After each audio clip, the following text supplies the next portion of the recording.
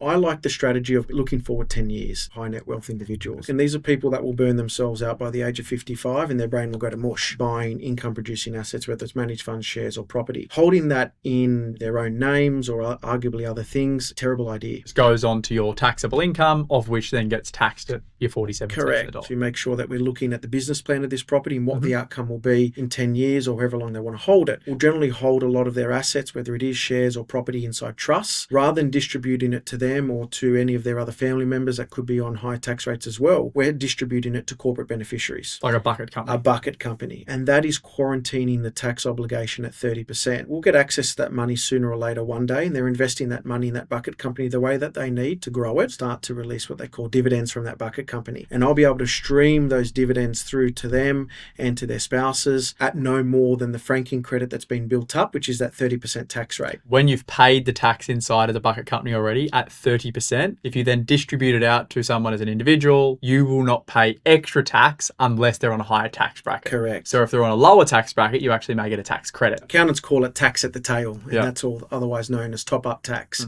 If we as accountants can really strategically work with them to say, this is your plan that you want to not touch super, but you want to use this money by the age of 55, we'll strategically stream those dividends out to the beneficiaries, which are on now lesser tax rate. I've now given them the ability of obtaining a 17% return on their money through the reduction of tax that they haven't had to pay in that last 20 years of investing. Because they haven't paid 47 cents on the dollar, they've only paid 30 cents on the dollar. You're essentially guaranteeing yourself a minimum of 17%, even if you don't invest the money. It just sits there in cash. Correct. Over 20 years, 1 mil, 2 mil, 3 mil, 4 mil's not off the cards, especially as they potentially might move money around. So 17% of $1 million is 170 grand. Of $2 million, we're talking over 370,000 bucks. I'd rather do my pocket than someone else's, that's for sure. Absolutely.